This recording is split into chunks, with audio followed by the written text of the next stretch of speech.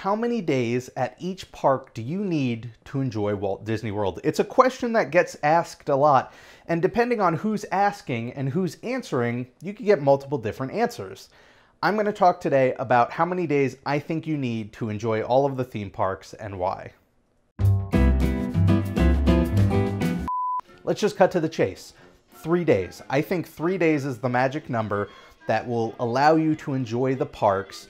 Not enough that you're going to do everything, but enough that it will justify the trip. It will be fun. You will get a really good sense of what Disney World has to offer. And that breakdown goes into 1 full day at the Magic Kingdom, 1 full day at Epcot, and then a half day each at Disney's Hollywood Studios and Disney's Animal Kingdom. Now, before I break all of that down and explain why, I want to talk about what I'm assuming for this question. First, I'm assuming that this is somebody who just doesn't want a bare bones trip to Disney, but doesn't want a really long, relaxing one either. Some people will go for a week. Some people will go for 2 weeks. They'll take their time, they'll sleep in, they'll go back to parks multiple times and ride rides multiple times. I'm not assuming that this is what you're looking for, because otherwise you'd know the answer and it'd be like a week or 2 weeks. I'm also assuming that the person touring is, actually touring all day. They're, like I said, not sleeping in the morning. They're not having a leisurely breakfast and then strolling up to the park at 11:30 in the morning. They're there early in the morning and they're there until the parks close. So that said, let's just jump into the breakdown. So let's just start with the big one, the Magic Kingdom. I think 1 day is enough to thoroughly enjoy the Magic Kingdom. I think some people will argue you need more time, maybe a day and a half, maybe even 2 days. I think if your goal is to ride literally everything there, then yes, you're going to need more time. But I also think that most people who visit the Magic Kingdom have enough of a defined taste in what they enjoy that they're not going to want to do everything at the Magic Kingdom. Now, this park is dense. There are 23 rides. There's something like 6 shows. There's a midday parade. There's an evening parade. There's a lot of stuff there. But again, I don't think you're going to want to do it all. Take, for instance, Dumbo. Dumbo's cool. It's a classic ride. People are going to want to ride it. Once you ride Dumbo, you don't really have to ride Aladdin's Magic Carpets, which is essentially Dumbo, or Astro Orbiter, which is just Dumbo at a higher level. So stuff like that kind of factors into what you're going to ride, or the age of your group. If you're a bunch of adults going on the trip, you're probably going to end up skipping some attractions. I'm thinking of stuff like the Barnstormer, when you'd want to go on something like Space Mountain instead. That's where I think this give and take allows you to do Magic Kingdom in 1 day. Now, that said, I am a big proponent of breaking up the day, like going from one park to another, or taking a break at the hotels, or just doing something to save your energy for the whole day. But if you are doing a shorter trip, I do think the Magic Kingdom is the one park where you'd want to do 1 full day beginning to end. I think that's going to get you on all of the classics. That'll allow you to maybe revisit 1 or 2 of those classics that you really enjoyed a second time, and then give you the ability to enjoy the parades and the shows that it has to offer. Now, the park I think I need to explain a little bit more is Epcot. Epcot, I also give an entire day, even though there's a lot less to do in terms of rides and shows. Epcot clocks in at, I think, about 10 rides and I think 6 or 7 shows, and it also has its own nighttime fireworks. So if you can do the Magic Kingdom in a day and it's got way more than that, why does Epcot take a whole day? Well, my argument is, 1, it's physically bigger. Just navigating the parks and getting from A to B takes a little bit longer. But 2, there's a lot more at Epcot to do that isn't necessarily a ride or a show.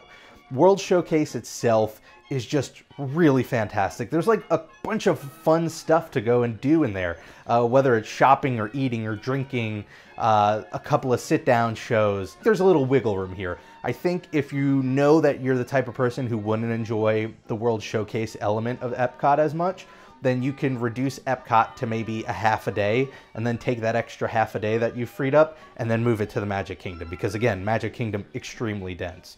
But personally, Epcot for me is something that I want to spend an entire day on. Okay, now we're getting into the half-day parks. Let's start off with Disney's Hollywood Studios.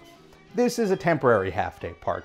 It's only a half-day park because they had to close down a bunch of stuff so that they can work on Star Wars Land and Toy Story Land, which is coming in a couple of years. As a result, right now, it's essentially 5 rides and then like 1 or 2 good shows and then like a fireworks show. So I think if you tour smart and show up early in the morning, you could get through Hollywood Studios really quickly. You know, you do your Tower of Terror, your Rock and Roller Coaster, your Great Movie Ride, your Toy Story Midway Mania, your Star Tours, and then that's it for rides. There's a bunch of other cool stuff there. There's the Indiana Jones Stunt Spectacular. There's Fantasmic if you're going to be there at night. There's Walt One Man's Dream, which is a little walkthrough museum.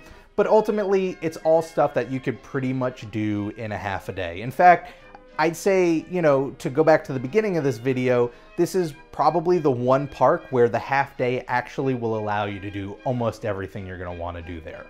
And then there's the Animal Kingdom. Now this one, I think there'll be a little bit more debate about. I think it's still a half-day park, but one, it's about to not be a half-day park once Pandora opens this summer, and two, I think other people will argue that it is more than just a half-day park because there's a lot there that isn't an attraction. It's similar to Epcot in that vein, except instead of a world showcase, it's more about animals and seeing animals in their habitat. As far as the breakdown goes, I think it's about 5 or 6 rides, 4 shows, and then like 4 walk-through attractions. Again, I think this is personally the sort of thing that you can get through really quickly if you go early in the morning. You know, you could go do your dinosaur, your Everest, and then, you know, the Kilimanjaro Safari. And then, like, I think for rides, that's about it. There are other rides, but I don't know if they're necessarily worth going on. One of them's a Dumbo clone. The other one's sort of a carnival ride. So to me, it's the sort of stuff that you can skip. The shows are pretty cool.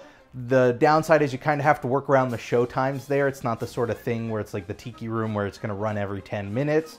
And then now they have a nighttime show that you can check out. It's a toss-up. You know, this is another one where, like, say you find out that you're not a big fan of World Showcase, rather than spending a whole day at Epcot, cut the Epcot day short and give it a little more Animal Kingdom time if you're a big fan of animals. You know, I think ultimately the real answer to this question is you have to tailor it to yourself a little bit to decide. But like I said, this is going to change really soon. Once Pandora opens this summer, you're going to see 2 more attractions.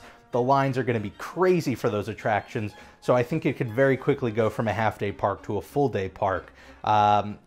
Your mileage is going to vary. Now, that doesn't necessarily mean this suddenly goes from a 3-day trip to a 4-day trip, but I think at that point you should start to look at the attractions that each park has to offer and start to make decisions of what you're really interested in and what you can put off. If you do that, I still think 3 days is enough to, like, thoroughly enjoy Walt Disney World. Now, of course, if you have the means and the time, I highly suggest spending more time there. So there you have it. That's how many days I think you need for each park to enjoy Walt Disney World. If you have a differing opinion, please let me know. You could put it in the comments below, or you could tweet me. I'm @RobPlays. Like I said at the top of the video, depending on who you ask, you're going to get a different answer. And so the more answers we can get in the comments, the more helpful it's going to be for people planning perhaps their first trip to Walt Disney World. Thanks for watching, and I'll see you next time.